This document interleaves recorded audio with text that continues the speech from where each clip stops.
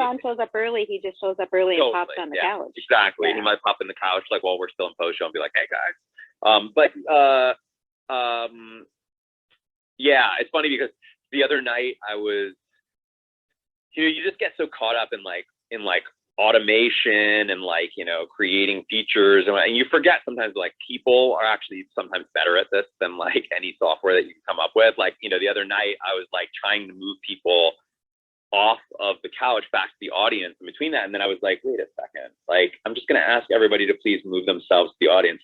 In real life, if there were a bunch of people on a stage, you wouldn't go pick each person up and take them to the audience. You'd ask everyone to please go to their seats, and they all will. So I sometimes I forget we're reasonable people that you can just ask to do things, and so that's what I'll do at the end of our post show discussion with Todd and Keiko. I'll just be like, all right, everybody, please move to the beanbags, and everyone will move to the beanbags. Anybody who's not paying attention or walked away will still be left there on the couch, and then I'll move them down to the beanbags, and then we'll do it all again. And, Sean will be up there, and then I'll open up the couch, and we'll pick 13 people. Are you pretty happy overall with the way everything is going? Oh yeah. It'll be 12 people, yeah. John. 12 people on Friday for it'll be 12 people for the first episode. It will be 13 people for the second. Yeah. Sure. Yeah. I just want to make sure, because remember you counted extra. I know. Don't do that again. I won't do that. It'll be good. Yeah. No. I mean, I'm so happy with how everything's going. I'm just loving all of this, just hanging out with you every night and just getting to build this cool thing, build this cool app and platform, and I just think it's really cool, and I love there's challenges, of course, that come with this, as you would expect from any sort of complex system. But I enjoy the problem solving and figuring out how we make this better for everyone. Yeah, we love it too. Thank you. Yeah, super appreciative of your effort. Hey, John. Yeah. I don't know how to bring this up without bringing the party down, but don't bring anything up that'll bring the party down. We're in such a high right now, and this episode was just so fantastic that I more than anything I would just love to dive into it. If there's something that you want to talk about personally, send me a DM about it. Okay, I'll send you a second DM. Right. What do you want to talk about first, Jeff? Yeah, where do you want to start? Do you want to start with Paris and Asher? First of all, can I just start by saying Ren Fair? Can I just say it? Can I say Ren Fair? Yeah. You can say it, but I want John, I'm really sad that you missed Dom DeLuise in the movie. They were watching the movie Fatso, and they showed him. There were three DeLuise family members: the father, and then the Michael is the middle son, and David is the youngest. Okay. I didn't get that Dom DeLuise was on that. He was in the movie in the movie that they were watching. I love it. It's great. Yeah, I mean, I'll just start with TJ. I like that character. I'm scared to say when I really like the character, because I'm worried. No, tell us why. Because everybody's gonna be like, really? He's horrible. He's a terrible person. What's up? Remember yesterday you asked my second? Oh, TJ is your second? TJ is my second. Yeah, I realized afterwards. TJ is amazing. Yeah, TJ's awesome. He's cool. I don't think anyone's going to disagree with you. TJ, what do you love about him, John? Well, I love, in general, I just really like honest characters. And that character is just about the most what you see is what you get type guy. He's hiding very, very, very little. Unlike pretty much every other character on the show. And I just really love that. I love that he's sort of he's sort of presented as a, you know, sort of a tropey Sopranos-esque dum-dum, but is really, really, really smart, you know, like just very, very, very intuitive. I loved that last line that he says to Luke in that previous episode where he's like, "You're a dick." Like I just think that the character is real. He's just real and honest, and there are very few on the show that are. I don't really know. I don't know how I feel about Liz, but I feel like she might be kind of close in that regard. Like I may feel like I like her for similar reasons. But I you know, I don't know. I mean, I really liked that how hard he was, how important it was to him that Jess agreed to walk her down the aisle. And I know that he was kind of presenting it in a very mafia sort of way, you know, but which I think was that was obviously the humor, the joke of the whole thing. But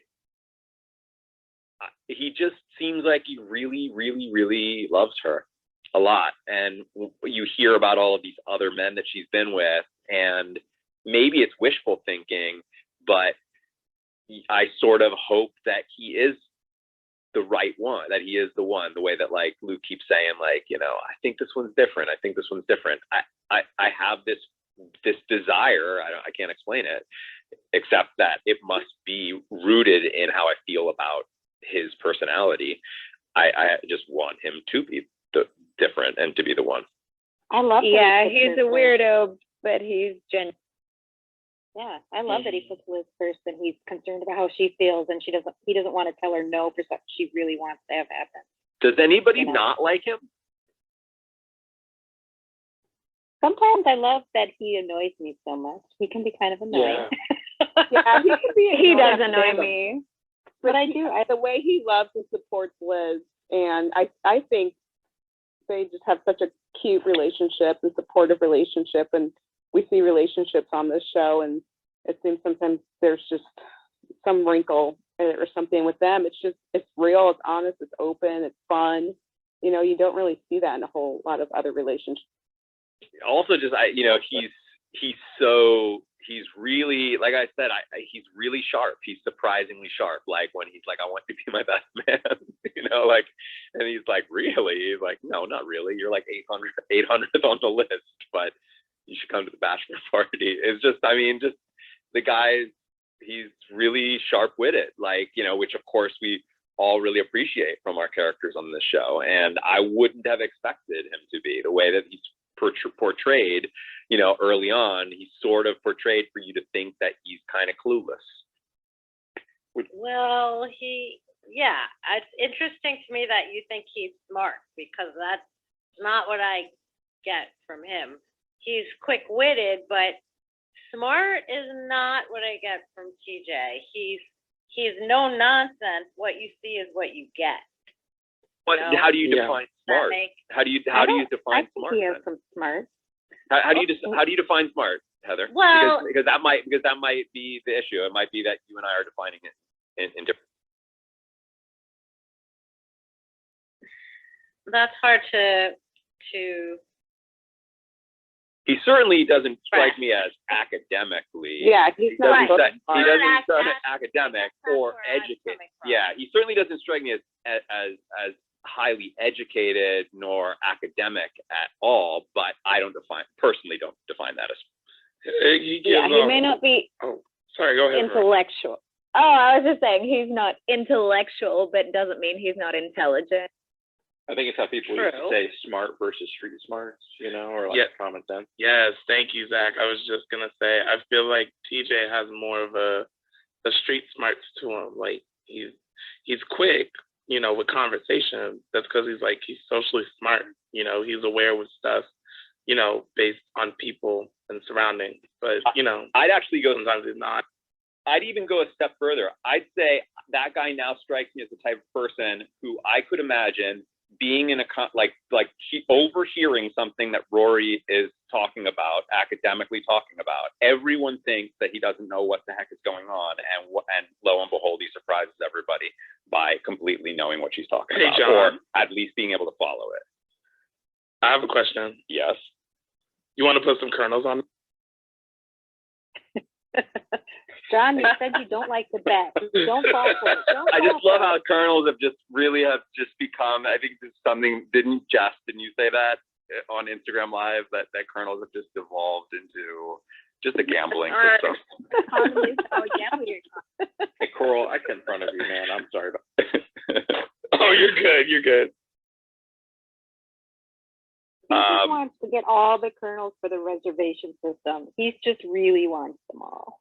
Well, the reservation system, I'm still trying to figure out. Like, there's a variety of things that I'm still trying to work out with that. Like, in terms of how kernels go with that, how much of it goes to the host and how much of it just evaporates. 178,000 kernels was a very surprising number when I looked at it. Wow. That's awesome. John, I want to ask you about Luke. Yeah. Because I missed, being part of this community in the earlier seasons. So in this episode, we think that maybe he had an epiphany, or do you think he has had feelings earlier on? Or, as a first-time viewer, what are your thoughts? Oh, yeah. On Luke? Yeah. I think that we discussed his feelings for Lorelai as far back as the first half of season 1. So I've been thinking about him as a potential love interest for Lorelai since the beginning of the series. One thing, though, that I will say is that this episode sort of changed a little bit my positioning of, because we had talked about, like, somebody mentioned recently, like, about the rule of threes and whether or not, like, that would apply to 3 boyfriends. It certainly would, but then I kind of went into saying, like, oh, if we were to, like, totally hero's journey this whole thing, then Luke is the boon, and he's sort of the third challenge, which would come, it would come sort of, I'd say closing in on, like, Act 3, or, like, kind of closing in on Act 3. And so my initial thought was that Digger would therefore have to sort of that this Digger storyline would sort of need to carry us into the second half of the series, which we're now in the second half of the series, but we're not that far into the second half of the series. Tonight's episode had me rethinking that, because this really feels like a major turning point for that relationship. The way that Lorelai gets into the car and smiling there, and it just feels like, okay, like, here, this is where we're going. Like, Nicole's now out of the picture, Digger's out of the picture, and we have the opportunity to like move forward. So then, of course, that kind of shifts that third person, right? Like the third challenge in a hero's journey, kind of a little early. If we were to look at all 7 seasons as, like, a complete 3-act story, which, by the way, we don't have to, and probably they did. I'm just saying, just to think about it in those terms, like, from dramatic structure standpoint. But then that would mean that it would be a little early for him to be the kind of, like, next challenge, which, because then it's like, yeah. Who's 1 and 2? Because she had Max. She sort of dated Christopher. Yeah. And then there's Jason. Yeah. Well, see, I don't consider Alex or Christopher to be to be like kind of major challenges. Like, I think that Digger is a major challenge, and I think that Max is a major challenge. And when you look at the 2 of them now in hindsight, they do really actually feel like one was an upgrade of the previous, because Max doesn't I feel like there was a lot more. There were, like, the stakes. And maybe that's just also how I feel about this whole season in general, but the stakes felt higher here with the second one. What I'm getting at, though, is that we've now got 3 more seasons ahead of us, and it seems like Digger's, now that challenge has come to an end, feels like it, and Max has pretty much come to an end. I mean, I really wouldn't be happy to like suddenly have to rehash one of those two like later in the series. So then I asked myself, okay, if now the second half of this story is largely about how do these two people come together, then I asked myself, what are the challenges? Like what are going to be the major obstacles that are in the way? And usually when it comes to love interests in, you know, challenges in love stories, it's another potential lover that comes in. And here I'm going to admit that I am slightly spoiled because I know that David Sutcliffe was in later seasons of the series because I used to see him on set. Like I used to see him like sitting on the chairs with us, you know, and we'd sometimes have conversations. So I know he's in the series, which means I know Christopher comes back in a significant way because he was in a bunch of episodes. I do remember a commercial for the series that is pretty spoilery in regards to Luke and Christopher. So I'm sort of rethinking that whole thing and feeling like that's probably going to be the primary conflict is going to be Luke versus Christopher. Hey, sorry, harvest your kernels. So how much did you love Luke's kind of like schoolboy look when he came back after he asked her to go to the wedding? And then he gives Jess the book. Just cracks me up. So not Luke. Hi. Yeah, I mean, just in general, like all of that was just really, really, really great. I have to find out if Joe Freya is the voice of that person because it just sounds like Joe. It really sounds like Joe. And because it wasn't credited, it sounds like something where it's like, oh, we need somebody for that. Oh, and because Joe is such good friends with Mara Casey, I can imagine that like call being put out. Oh, I thought it was an actor that was credited for another role, right? So I'm really bad with like voice recognition and stuff, but I thought it sounded like Mike. So because Mike was already in the episode, he was credited as like, you know, Andrew, right? Like I thought like he wouldn't get the credit for that but I thought it more of like no, that definitely was not, because at first I thought so too. I thought, oh, is that Mike Gandolfi? But then I listened to it a little closer. I was like, no, that's definitely not him. And like I said, it really does sound like Joe. So it's either Joe or somebody that sounds a lot like Joe. I have to find out. Now it's like it's definitely gonna eat at me. Well, I mean, what is everybody else's thoughts? I mean, how do you feel about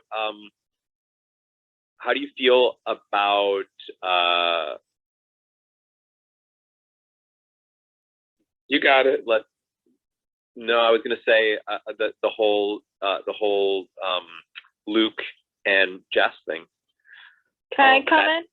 That speech there at the diner in particular is the one that I'm kind of focused on. Yeah, Tasha. Great. So I feel, I mean, we all know how I feel.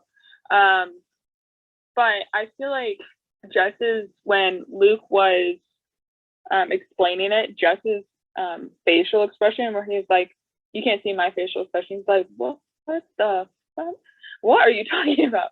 Because obviously, like, Jess has never seen Luke like this. He's always been like this surly, like, the world can bite my ass bit. And you can see that definitely in Let the Games Begin, where Luke was like, when Luke wasn't like really all chipper, and then Lorelai was like, says you man who yells finally at the end of Love Story, because Luke is not really like into all that jazz. And so like when he was spouting off like all the book stuff, it was interesting. But I mean, who hasn't in their life looked at like self-help books or like relationship books? I mean, I understand it, and I think like Jess could really benefit from it. Not that he's not great with romance, he is in his own way, but obviously there are things that like he can do better and like differently, like the whole like drop the love bomb and just bounce. I liked it. It was funny because I think that was the whole like base of it. But I think it was needed. But it was one of my favorite Jess and Luke moments. besides him smashing through a wall. I agree. I love that scene. And when he was at his apartment, that was also really funny. Yeah, that was good. Although I felt like that, I just couldn't get over the staging on that. You know, like they walk in and they're just like sort of standing there at the door. I don't know. It felt a little weird, but maybe, I don't know, maybe you could justify it as sort of just like kind of standing there, like waiting for him to just leave again. Probably. And plus there was like sleeping bags and beds all over the place. Rachel, were you saying something? I was just saying he didn't really invite him in. I think Yeah. that Yeah, maybe that's what it was. what do you hear? And I think when he saw him, he kind of knew, oh gosh, he's probably going to ask me about my mom because she's trying to contact me, and here he is. Right. Yeah, I just think it's so funny. I mentioned it in the scene, like with what, like it's just very funny. I mean, obviously, like came from the book, but like still, you know, when you have somebody who's like horrible at relationships, like sort of spouting whatever knowledge they've just sort of learned about relationships as though they themselves like really kind of got it. I thought that was very funny. I would just like to, before we continue, I would just like to apologize. I sighed in the middle of Tasha talking, but it was because I dropped my phone while I was like blinking my mic. Extreme apologies. I did not mean any type of like. Hear you. Yeah. Oh, you did? Okay. Right. That was my fault. I thought you were breathing. Carl, seriously, you need to really calm down now. Stop breathing. Flashing so fast, he dropped his phone. Dare you? I dropped my phone. I dropped my phone today accidentally, like next to my daughter's head. Oh, she's gonna remember that for the rest of life. She just screamed. My kids have So, phone dumps in their head. It's okay. They'll live. I kids have drop had mine my on my phone kids when I'm napping. You've actually dropped the phone on their head? I have when I've like been dozing off and she's kind of like laying on me or something, and or when I was nursing or Yeah, something. I was gonna say like, when I was nursing, and I'd doze off and it would, and I'd look at my phone. Yes, I'd knock her right in the head. Yeah, I don't think your baby's old enough to have their memory start up just yet. So I think you're fine. I actually threw my phone at a kid. That's why She definitely like cries, like when she gets startled by something. Oof, man, does she cry? I thought Tasha brought up some really good They always points. have to go. I feel like him imparting knowledge, yeah, it would be kind of hard and difficult to like just as one, except like, what the hell do you know about relationships, or et cetera, et cetera. But I think that's also just the good nature of Luke. He's just that kind of guy that wants to help people. I mean, you know, he likes hard cases. You know, I mean, he doesn't want to appear like soft, but I mean, that's his nature, is to definitely help people. As far as like the self-help books and whatnot, I mean, people find like therapy or like for guidance in different ways, but yeah, it was a really good scene, and I just thought I would point that out, that she brought up some good. I love Luke and Jeff. Yes, I love them, and I really love their like that. Then this is a question I have, like, you know, for the whole group. I was going to actually like direct it at you, Zachary, since you just brought it up. Like, when he finds out that Jeff told her he loves that said that I love you to Rory, do you think that like how much do you think that played into his decision to ask Lorelai to be his date to the wedding, and how much of it was already planned before that? Like he seems sort of so self-assured there, like just ranting all of his, you know, the self-help book stuff that he got, as if he's a master of it. So it would suggest that probably he's like, you know, it's gotten to him and he's kind of prepared to. But then there's that moment where he's leaving, where he kind of like, you really asked her, you love her, like as if that somehow might change things for him. Like, am I making sense? I'm wondering like how much of that is a part of I think what's going to happen next. I think he was more impressed that Jess was able to express his feelings, when we know that Luke has had feelings for Lorelai since season 1, and he can't even ask her out on a date. And here it is that Jess has actually said, "I love you," after not seeing her for months. Totally, I get that, but what I'm saying, like, you're absolutely right. But what was he? I guess what I'm saying was he already prepared to ask Lorelai to the wedding, or did that kind of put him over the edge? Like, okay, you know what? If he can do that, I can ask her to the wedding. Definitely put him over the edge. He was already. I think he was ready to ask her. That, like, when he realized that he saw her face, I think he really started thinking about it, and I think he was, I think he would have asked her. Yeah, because he had an epiphany in the end when he heard the tape saying, like, "Do you see her face?" Right? He was like, "Whoa!" Right? So I think he was ready. And but I can also see, like, that last final moment was just probably pushed him over the edge, like Zach said. I think Zach said it. Yeah. So I think maybe it could be a little bit of both, but I think he was already ready by the time he talked with Jess. Yeah, like, I just want to say this is one of my favorite and most memorable episodes of Gilmore Girls. This is actually one of the biggest reasons why season 4 is, like, my favorite season of Gilmore Girls. It's like, as I see it, this is personal opinion, like, the most quirky season of the series. And I love that scene where Luke is standing there and he sees her face and just goes, "Whoa."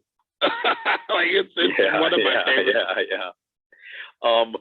Okay, I would love to do a poll really quick. Obviously, we haven't watched past season 4, so it will only be for the first 4 seasons. Flash your mics on your favorite season. Ready? Season 1. Whoa, no season 1. Season 2. Veronica. One season 2 here. Season 3. Wait, what are we voting for? Walk. Your favorite season of the series. Of the 4 and Hannah seasons wants we've to come up watched here so because I far. think Hannah wants to participate. Oh. Okay, so season 3. We got season 3 here. Okay. And you're about to.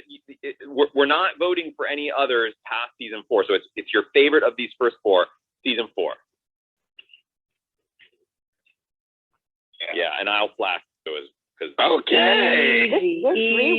This rewatch though kind of made me realize how much I really do like season 4. I always think of seasons 3 and 5 as kind of my favorites overall of all 7, but I kind of forgot how good season 4 was. I'll admit that. Yeah, season. Yes, that's what I'm saying. I think season 4 also. I think that the way that we're watching this, the compressed way that we're watching this. I don't know. I mean, I know a lot of you, sort of have Gilmore Girls on, sort of constantly playing, but that might also be a different way of watching as well, right? Like, because if it's just sort of on in the background, then it's just this constant presence, where here we're like watching with like rapt attention as to what's going on, and we're also watching it in a pretty compressed format. And I just feel like this season is just so action packed. Like, it's just so full of just twists and turns and conflict and quirk and tons of weird quirk stuff. But I don't know. I mean, there's great stuff in past seasons as well, filmed by Kirk. I mean, just a variety of things that are really amazing. So it's not to take away from any of those past seasons, only to say that, like, this one feels like a real step. For me, feels like a real step up.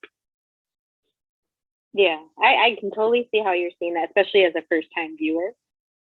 I mean, you get bigger world, outside Stars Hollow and stuff. It's just, there's a lot of fun stuff with this season. I also think it does a really great job of humanizing some certain characters. Like, for example, as we had our discussion last night about Rory in academics, right? Like, she's struggling a little bit in her first year in college. So she's not really like the golden child anymore. So she's kind of getting humanized in that regard.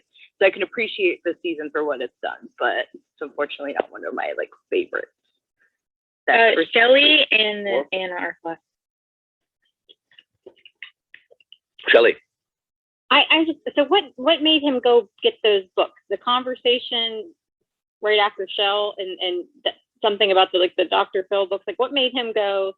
Like her, like them touching each other. Like, did he know then that like she was the one, or did he just really like that feeling, or like what made him go get those self-help books and then be like, oh yeah, she is the one? I just thought that, oh, doesn't he already know that that's who he's liked? And I thought it was that like what prompted him to get him.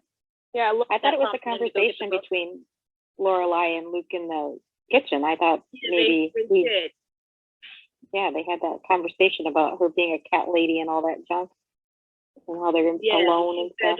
I think self-help books are in our future, and he said if it's not at Home Depot, it's not going to cross my path. And so he marched off there to go get books. Okay.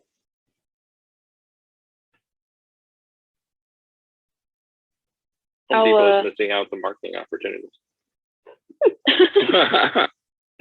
You know, honestly, with that, or did Anna talk? I'm sorry, I know she was flashing. No, go ahead. My comment was something different from that. So if you have something, okay, go ahead. I think the thing with him sort of coming to realization and like going out to buy those books was their conversation. I feel like Rory's off at college. He no longer has Jess. They're both in like very different times. I think he realized after his divorce that he actually wants to be happy. He hated what he had, not necessarily hated, but he hated the process of the divorce and made him sort of recollect on things, or if that's the right word. And Lorelai's talking about how she just got out of a relationship and she's like dreading becoming a cat lady. And I think he's just sort of like, we're both in a place where I think this could work now. Like, so far, there hasn't been a place where it would have worked for them yet. Like, she was always in a relationship, or he wasn't like ready to do it, or whatever. So I think he sort of like realized now, well, this is the perfect time. I'm gonna like try and take some. So he knew he wanted it to be her.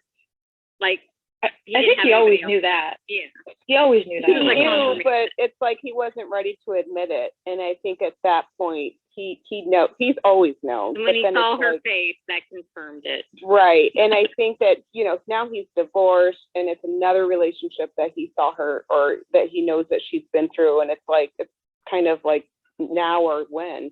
And so, like Lily was saying, they're both at a turning point in their lives. He's divorced now, and she's an empty nester, and so it's just kind of the time. And then he went and I think he knew he knew it was always her, but I think he wasn't ready to realize it till he dove into the self. I feel like also like with that whole thing, if you look back on episodes, obviously it's very apparent on Luke's side that he has feelings for her as much as he suppresses it, like with Rachel and like other things like that. And like other people who have come in and out, you can see like little bits in each episode, but that has like moments between Lorelai and Luke that like he's slowly like giving in and slowly like starting to have feelings as much as he's trying to hide it and deflect it. And like in the apartment episode where Jess and Luke were hunting for apartments, and Lorelai comes to see the place, and then she does the whole thing like because the realtor thought that they were married, and he just goes along with it. And then he goes along with the bit just in this episode where Lorelai is trying to deflect poultry dude, and lets her do it. And any other sane guy that does not have feelings for Lorelai would be like, dude, get off me, what are you doing? But Luke goes along with it because it's her, and he's always gonna go along with it because it's Lorelai. And even with his like little like, what are you doing, that was gross, or whatever he said, he loved it. Of course he's not gonna say it, but he in his mind loved it. And then came self-help books and the oh dear, and then asking her to the wedding. So it's always been there. He just like had an epiphany because he just suppressed it for 2 years. And I wonder if Liz getting married and seeing somebody else happily in love kind of makes him kind of think, well, maybe I want that. And like you got the kid, well, you got married, you know, and then now his sister is so happy, and we know Liz hasn't had the best time with Jess and all that, so now she's at a good place, and so it's like, wow, you know, when you're not doing well, and sometimes you see so, and it seems like he's genuinely happy for her, even though that's not where he's at. And he thinks that, like, okay, maybe since my sister hasn't had good luck and now she's finally found someone, then maybe I can have someone else too. Mm-hmm. Totally. Yeah. Oh man, I love that.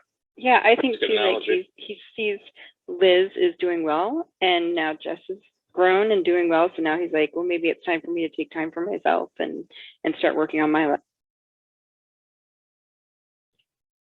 Yep. I mean, yes. Like, definitely 100%. I didn't really completely register with me until just now, but yes.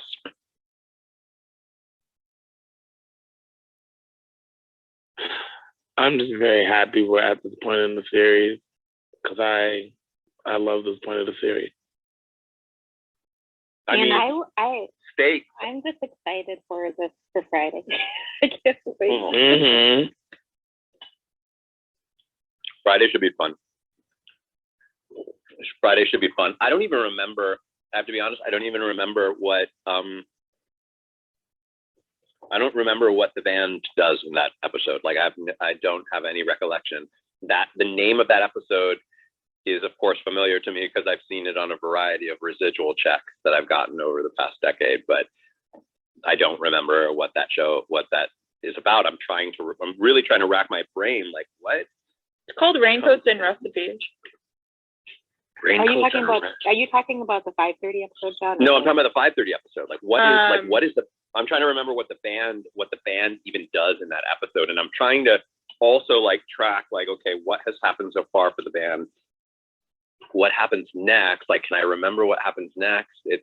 I mean, it's the last band episode, so it would have to be sort of something big for the band. Like, it would have to be a big turning point for them. Like, they're wrapping up their season 4 storyline, which would probably not be totally wrapped up. It would probably take us into the next season, because you can tell by now they really like the band and they really like, you know, this dynamic of these people. So they would be thinking, okay, we're going to use them next season, so let's set up something. But I can't remember what they would be setting up for next season. Like, I just then it's going to be a surprise for you on Friday. Well, Yay. Sadly, the episode title doesn't even tell you either, because the episode title is called Last Week Fights, This Week Tight. Yeah. Sorry to spoil, but that's when you get beheaded, so, you know, you're not. Sorry, John. They're going to use I can't wait. body double. I can't wait to tell Sean how much mileage that joke got. It's gonna be like a replica situation where you're gonna think you were there, but you were actually just like a robot person. In your honor. Is there a theme for Friday? Like, to everyone who's been like organizing these events, just out of curiosity. For both episodes or just one? John, yeah. Become a decoy in the 5:30 episode. It's decoy Hepalians, not the real Hepalians. That's why you don't remember. Oh, really? No. We can all dress up for. Sorry, maybe you haven't watched Friday's Rick and episode. Morty this week. So I have to. I haven't. I haven't. I don't have Adult Swim, so I actually have to wait. Yeah, I have to wait for them to come on, or I have to be willing to spend those $1.99 to watch them. I'm probably going to spend. Do you have HBO Max? Hulu. No, they don't. HBO Max doesn't bring them immediately. They're not bringing them on right away? No. John, do you have Hulu? I think that they're going to wait the whole season. What? Do you have Hulu? One more time. Sorry. Hulu. Hulu. The Hulu is also not bringing them on. Hulu only has up through season 4, and they're going to wait until all of season 5 is out before they put them on there. The same thing with HBO. Oh no, wow. I was like, no, I just watched it last night. No, I'm all caught up. I mean, I'm thinking about just biting the bullet and just buying the season pass on like the PlayStation Store, and then I'll be able to watch them all when they come out. But yeah, I mean, I don't have cable. I only have like streaming. Like, I'm totally completely cut my cord, so I can only watch things that are on streaming platforms or Same here. download them. Do you have a Fire Stick, John? There's No. an app called, okay, because there's an app called Cinema HD, which I watch everything I stream. Yeah, sorry, I didn't mean to misdirect the conversation that far, John. Oh, no God, worries. we're in streaming service. I was just hours. making a joke about the decoy thing. So sorry. So Blockbuster. Yep. So what else was there in the episode? I mean, you know, we got that. The zucchini argument. The cute zucchini thing. Can we? Oh, can I let's talk jump about on? Asher. Let's talk about Asher. Okay, so Have your The views creep. changed? now I'm like completely reassessing everything that I said last night, all of my feelings, like including like some of the stuff, like you know, in discussions I even went further into like sort of defending my side, and I feel like maybe I'm gonna be wrong here. It's very possible that Paris ends up dumping him, and that could be a really interesting surprise and a total reversal of a trope that is like, you know, we've seen that a familiar trope, you know, the whole college professor like dumping the young student who's like now completely wrecked because of, you know, she thought that he loved her and he went back to his wife, blah blah blah. That would be a really cool reversal. And yeah, I mean, and like, I don't know. I mean, why don't you? Again, like, I'm going to ask you to try your best to remember what you thought when you saw it for the first time, because you know what's going to happen. But like, what do you think here? Do you think that Asher really has feelings for her, or, you know, and wants her to come with him, like is aware that he's old? And I mean, I don't know. I just would like to listen for a second. I feel like with how they've been, and Paris is not one to stick around with guys. I mean, we obviously saw that and she has a hard time like telling the truth.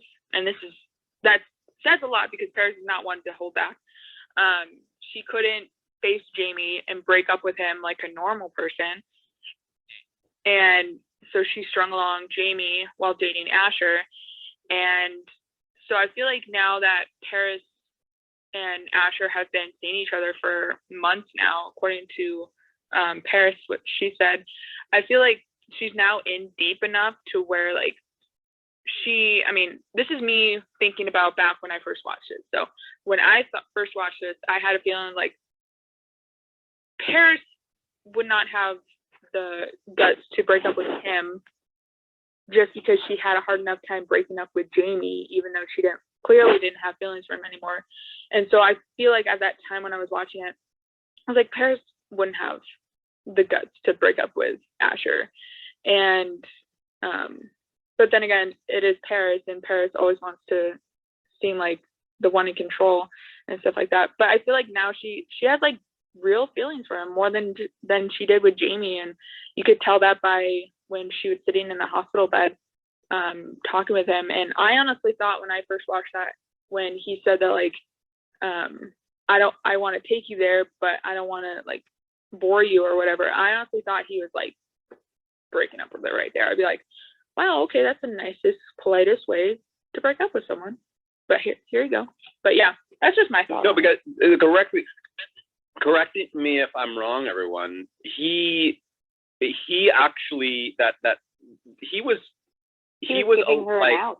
He was giving her an out if she didn't feel comfortable being with an old guy who's going to probably have these types of issues for years to come, which suggests that he actually would like for her to be here with him years to come, but he doesn't want to. Did I interpret that incorrectly? No, I agree. was spot on I that. think he was totally giving her an out. I think he was giving her an out. He did say he wanted her to go with him to Oxford, but he was basically trying to say, you know, you might be bored. He's trying to give her an easy way to get out of it if she wanted to. And I don't know that we can say I don't think we know enough about Paris when it comes to guys, because Jamie was her first boyfriend, and we saw how Rory struggled with dealing with her feelings with her first boyfriend, so it's not surprising that Paris would as well. But you know, I don't know. I think he was trying to give her an out, but I think he actually does really like her. I think he does really like her, and but it's still creepy. He's 60. That's 3 times, and that's why Andrea was there, right? Like his granddaughter, and that's why Rory was like, "Okay, this is a bye." Yeah, they definitely wanted to remind. They definitely wanted to remind us that he is interested, he is attracted to, and wants to essentially sleep with women that are the same age as that granddaughter who walked there. I mean, that was like, and that's crazy. Yeah, that was a big, like, obvious writing thing, and there's no other reason to write that in than to say creepy, right? Creepy, I mean, yeah. right? Like, that's the only reason why you write that in, right? Yeah, I think my opinion is definitely skewed because I think he is such a creeper. And when you were watching it, I noticed that I was like leaning away from him, even though he wasn't even like around me, obviously. Lily, you are. I was really like leaning away, and I was like, Lily. oh my gosh, I'm actually exactly 19. Lily, did you think that he was going to give you an A? Oh my god. Jonathan. Anyway, I sort of, when he was saying like giving her out, I was like, yeah, give her an out so you can go find another chick that doesn't think you're sick. Anyway. I mean, every time I was watching that, because he just gives me the heebie-jeebies. Like, I don't know what he's just a crazy. What did you say, Regina? Your audio is a little very low. Quiet, very just quiet. As an FYI. Oh, I'm sorry. And you are also his age group there, Regina.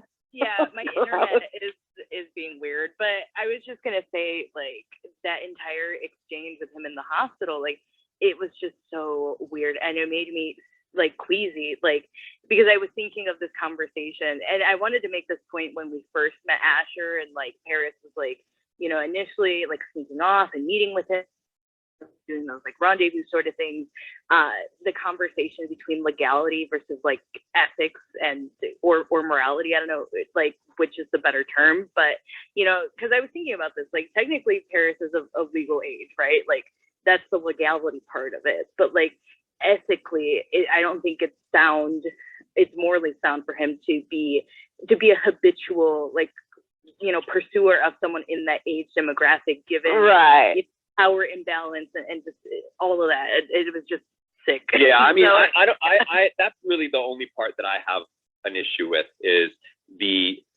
that sort of the how it's repeated. Then you couple that with the like huge power differential and the setting and what the women can kind of get from all of that.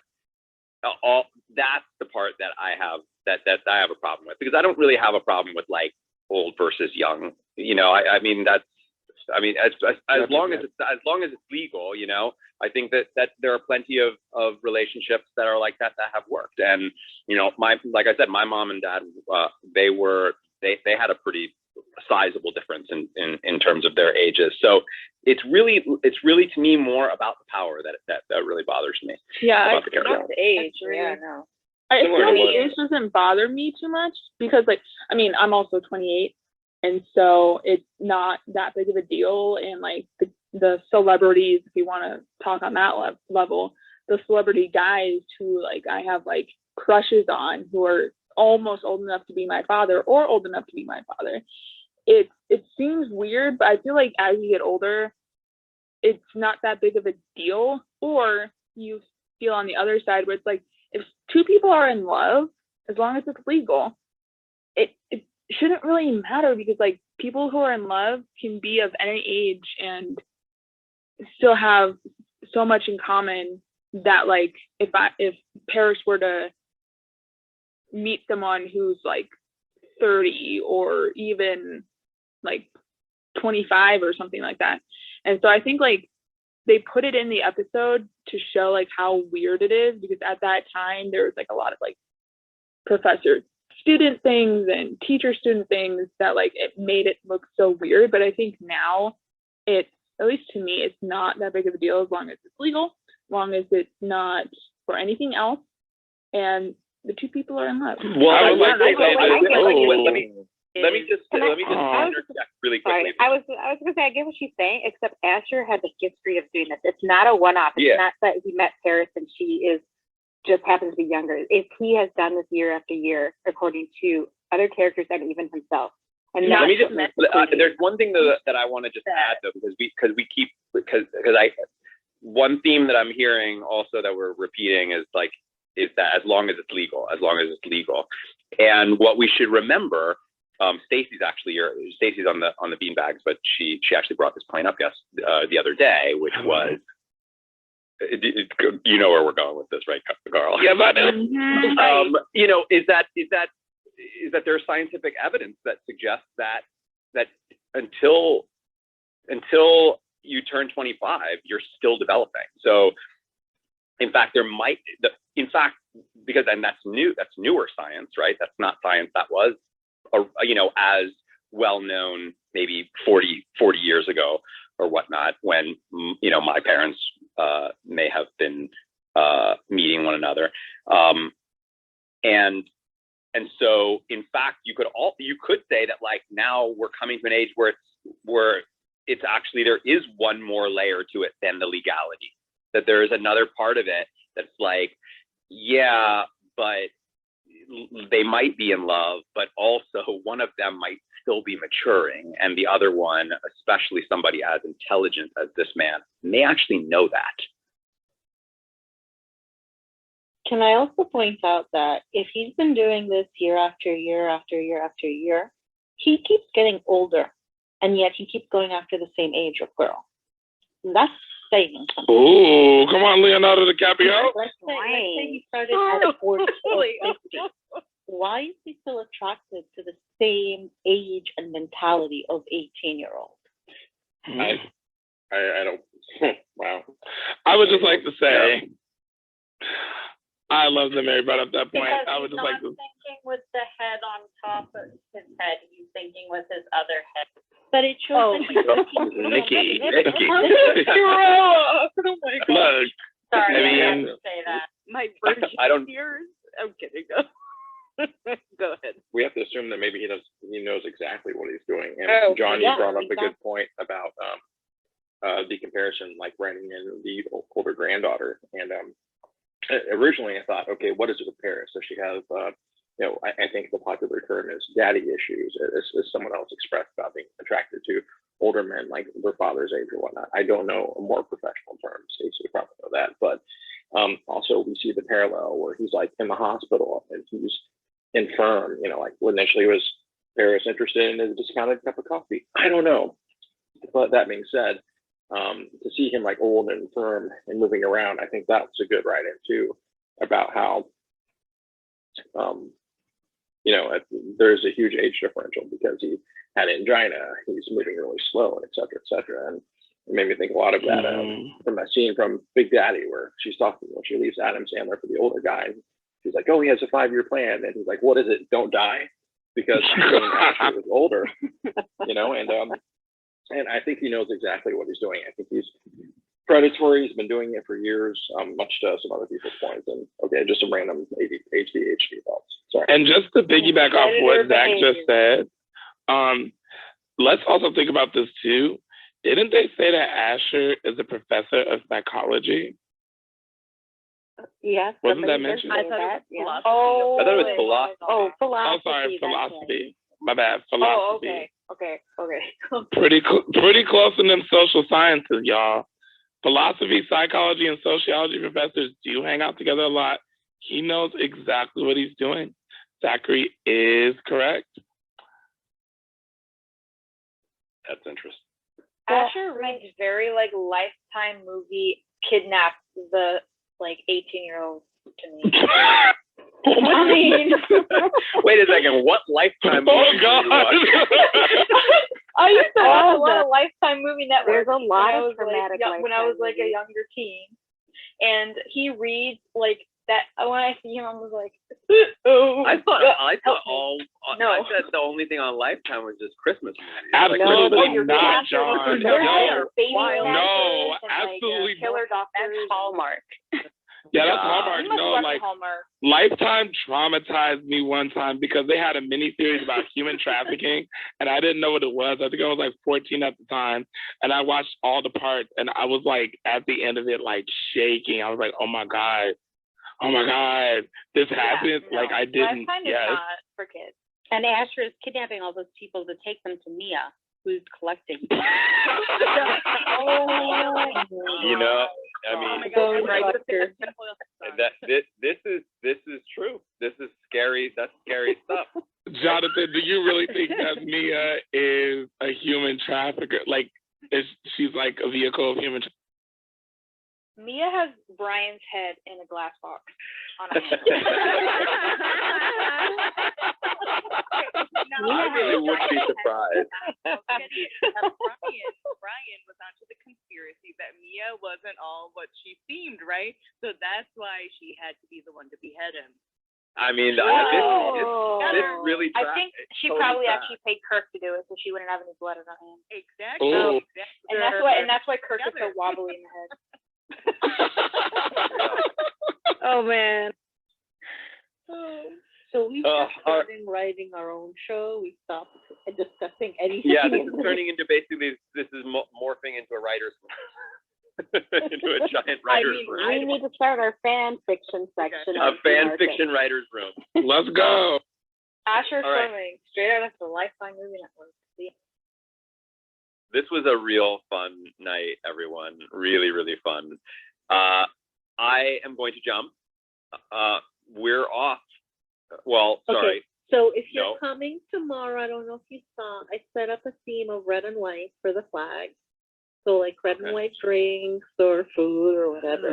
I think I might have to have an Imperial Michelada. Sounds good. Should we bring our own? Young candidate day. I like it. Even like it. Zach, can we talk about Lindsay next time then, if we aren't going to talk about it this time, because I had so much to say. What's that, Hunter? Sorry. When we didn't talk about Lindsay and Dean, can we put a pin in it? Oh yeah, John, you didn't even talk about your favorite guy. Forgot all about Dean. John wants to make his Michelada. He's going to use John, tonight. tomorrow. Mia got him, guys. Mia got John. Oh shit! Mia in the house. Mia is there. She got him. She's gonna put his body under the inn. That's why she has to sell it. Hunter, Mia got John and took him away. The Infire was a test run to try and get rid of all the evidence. I'm kidding. Are we going to put a pin in it then, or do I need to hold my thoughts until next time? Oh my God, Stacey, you gave I want to talk about it. John, blank one. Oh wait, sorry. I've been talking this whole time. I've been talking this whole time to a muted microphone. All right. So I'm gonna stick around for another 5 minutes. So we can talk about Dean and Lindsay, because I do think we should leave tonight having covered everything. I have so Hunter, much. why don't you start? Because I think that you clearly have some thoughts. Yeah, I'm a huge. Okay, first of all, I'm in Tampa, so go Bolts. But I have so much to say about Lindsay. I love her character, and I don't understand why people don't, because everything she's done with Dean has been a reaction to what he does with Rory. And like tonight we were talking about, they were arguing. She's like, I'm bored. And someone said, why doesn't she get a job? We have to remember back in season 1 with the Donna Reed episode, Dean was very much into the traditional man works, woman stays home marriage. So we have to assume that in their relationship, they talked about that before. That's what they both wanted. So she's probably staying home and not working because that's what they wanted for their marriage, and they're both young and don't know any better, so that is clearly not working for them, but they didn't know anything. I 100% agree. And by the way, you're not going to get I don't like Lindsay from me. I think Lindsay's great. I think she's a great character, and I think that she's absolutely getting slighted here, and I don't fault her feeling like feeling alone, feeling lonely, like feeling like her husband isn't there. I don't think he's also, by the way, not there, not because he's working. He's not there because he's not emotionally there for her. He's with Rory. He like, you know, whether they're actually together yet or not, she's in his mind. He's thinking about her all the time. And so of course he doesn't have any emotional room for Lindsay. And that's awful. I feel terrible for her. Yeah.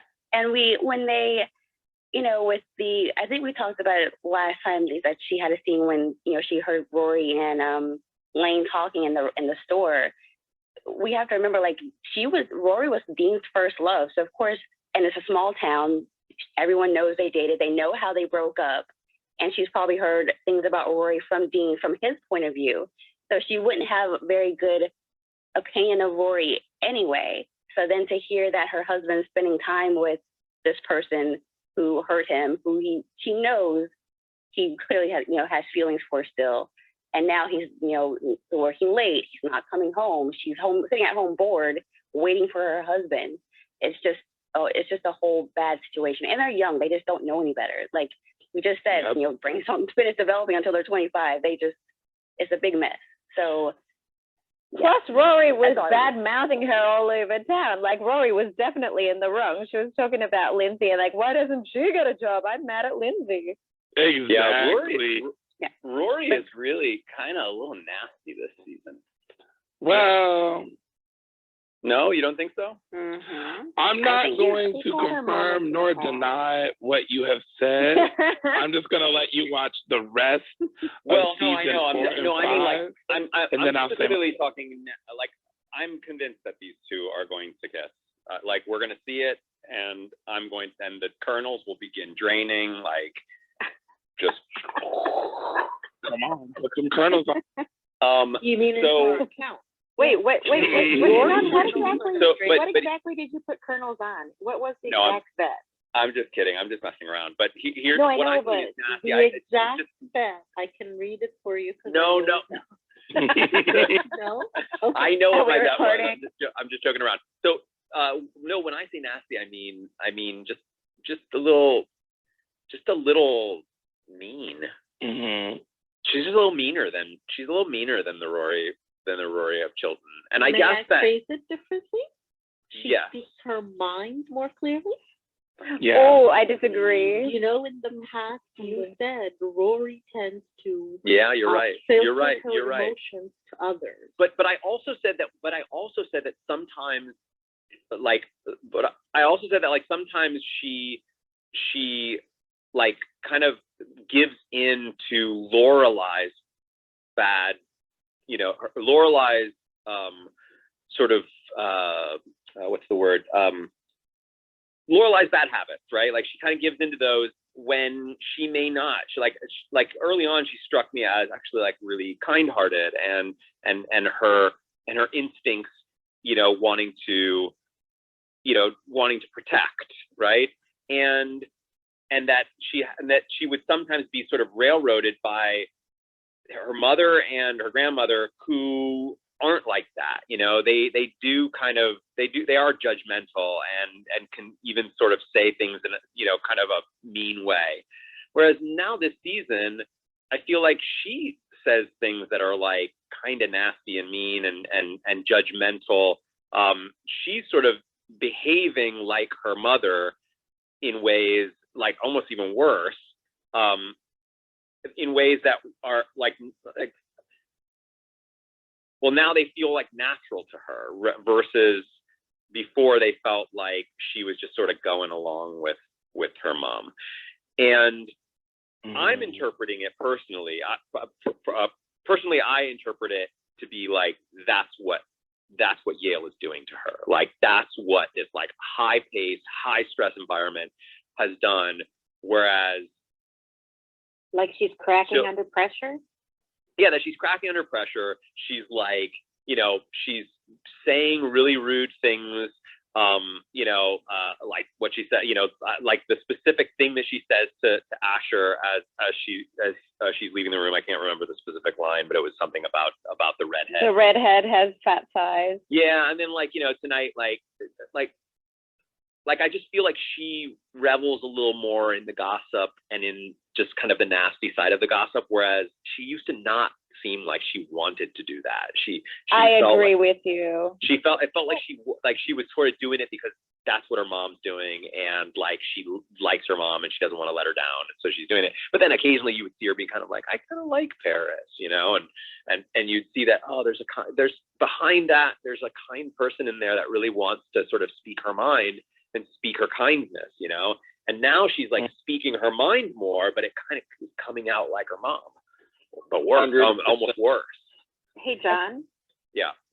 I'm sorry if I missed. Did Hunter get to say what she wanted to say though? Because she said she had some things she wanted to say about the Stephen Lindsay thing, and I don't know if we actually let her say it. Oh wait, yeah, I think I just realized. Hunter, you talked, right? Oh yeah, no, I finished. Oh, okay. I'm sorry. I don't know your voice. I just totally missed it with you. Yeah, no, it's okay. But I also agree with John. I think Rory's meanness started with the article she wrote about the ballerina. Oh yeah. Yeah. Mm-hmm. That's another reason why I like season 4. There's a lot of foreshadowing in the beginning. Yeah, it's like that. It's like Rory. It's like that. It's like the Lindsay thing. It's it's just I don't know. There's just a tone about her. She was really mean to Shauna in at the dance. I thought she was really nasty to Shauna. I mean, not Shauna. What's her name? Shane. Sorry, Shane. Shane. Who's Shane? Earlier That today, girl. The girl that Jessica's girlfriend. Bleach blonde hair. Oh yeah. Oh wait, sorry, Sharon. What were you saying? Memorable, isn't she? I said earlier today, my daughter actually said she stopped liking Rory after she went to college because she started getting mean. That's what I think. That's why I love season 2. I see. Season 3. Mm. I agree that she's like trying to find her voice, but I don't think that she knows yet really what her voice is. Yeah, because you're right. And I agree that I think writing the article about the ballerina kind of started getting her thinking more about, I'm not just this nice little sweet innocent girl, like what do I really think? But she's so influenced by Lorelai that I think she's trying out different things. Yeah, you're kind of what feels right.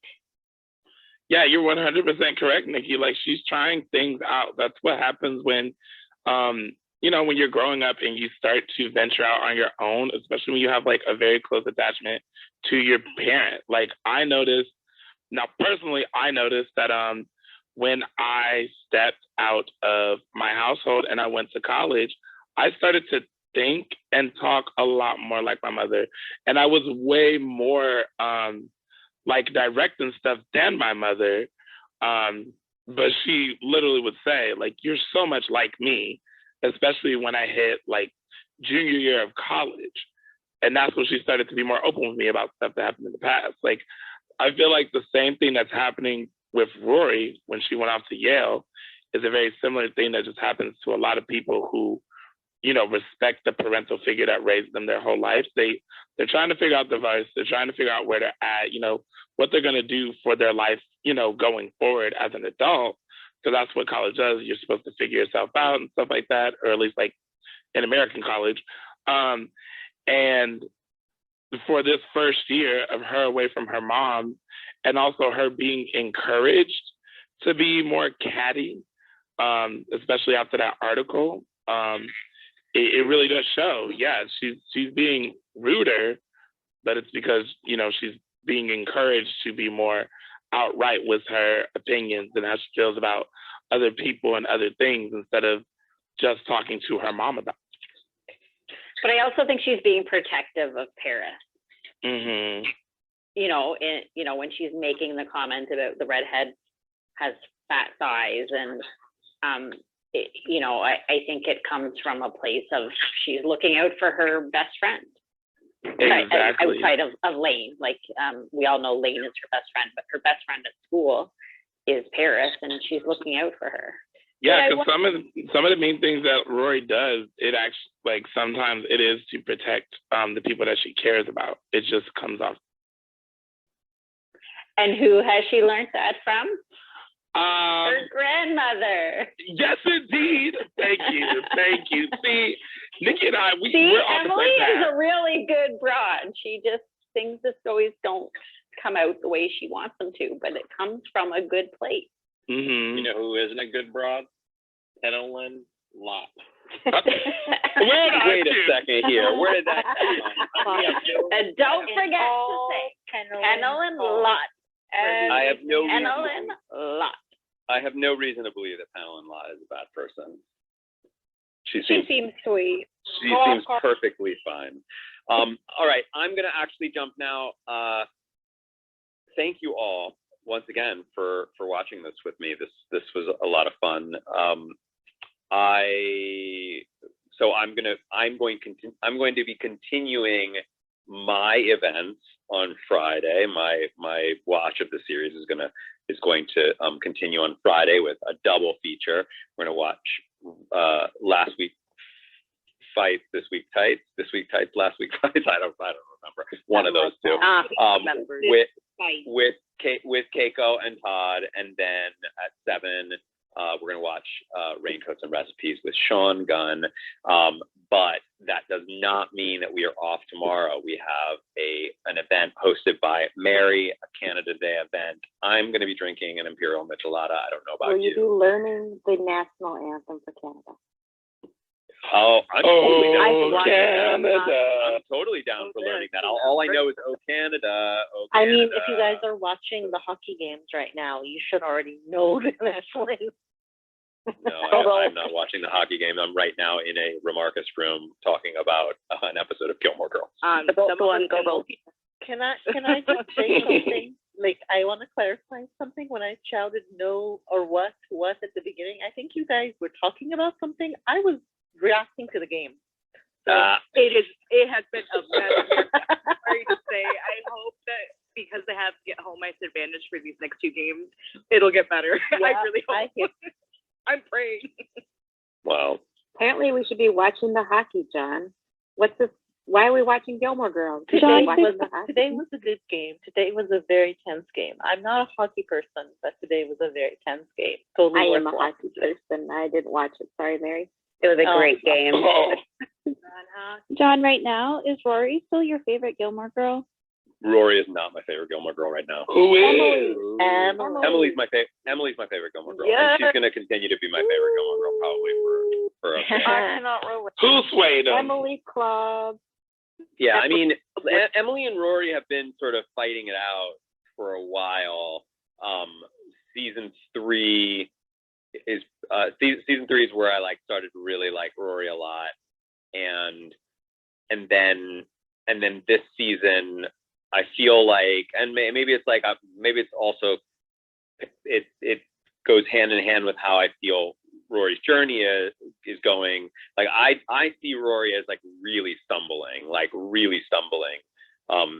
in this first year at Yale. I think that she's just making mistakes. She's seeing that she's making mistakes. She's not this perfect, great thing that she's sort of been, shown to be, and so far. And I think that that's also sort of affecting how I feel about her. I mean, I still really think she's an amazing character, and she's still pretty high up there for me in terms of characters on the show itself. But Emily has surpassed her. She's my favorite. Do you think that's going to change again before the end? I don't know. I mean, I really don't know. I honestly, it really, I know it. I think it largely depends on.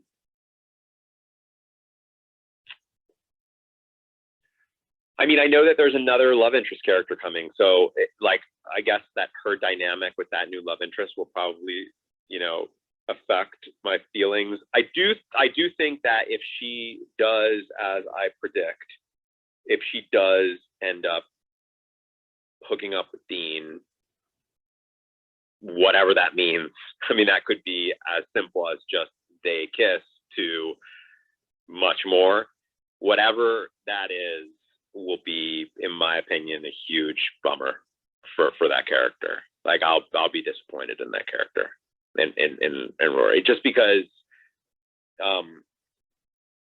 unless I mean, I just can't imagine it because it just feels like it's on the horizon. Unless like he completely severs it with Lindsay, and and everything is, he's moved on, and then they kind of come back together in some way that like, okay, we can finally try and make this work. We couldn't do it when we were kids. Now let's try it now. If that happens, then that will actually make me quite happy because I'm a Team Dean person. That doesn't strike me as that's what's going to happen.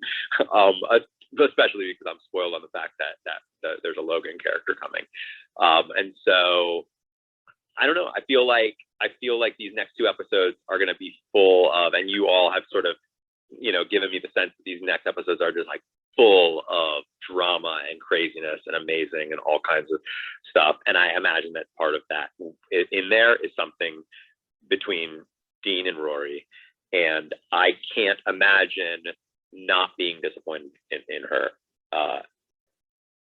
and him. Don't get me wrong, and him, but we're only talking about Gilmore Girls here. Obviously protagonists of the series. So that's all I'll say. If I would love to be I would love to be proven wrong though. Like I would love for me to be like, wow, okay. We'll leave it there. Colonel's on it with you. We've kept you long enough, John. What would you bet the Colonel's on? Well, okay, you said you feel like you're gonna get disappointed with Rory, right? Rory. Yeah, I'm gonna be disappointed in Rory. If she hooks up with Dean while Dean is a married man, I'm already disappointed in how hard this has been for Lindsay and how much Rory is a part of that I would probably be more disappointed. But I don't know, that like good writing is subverting your expectations. So if that's what I'm expecting, like maybe they totally do a switcheroo on me and I didn't see it coming. Well then let's put Colonel on that. Yeah, if anyone wants to I don't know what I'm putting Colonels on now. All right, guys. You're amazing. We're back tomorrow for Canada Day. I'll have an appearance. Yeah, hope to see everybody there. I'm going to be posting some more things in the Bag Boy group. So I All right. asked Nikki to fun it up for me because I'm the boring history teacher and I need someone to make it fun. So that's Nikki's job. All right. Great. Good night, John. History. Bye, Bye. John. Bye, everyone. So if Bye. I have to bet on John's favorite Gilmore Girl by the end of the series, I will book that action. Message me on Facebook. Just let me. Say that Wait, again. Say that again. If anyone wants to bet on John's favorite Gilmore Girl by the end of the series, I will book that action.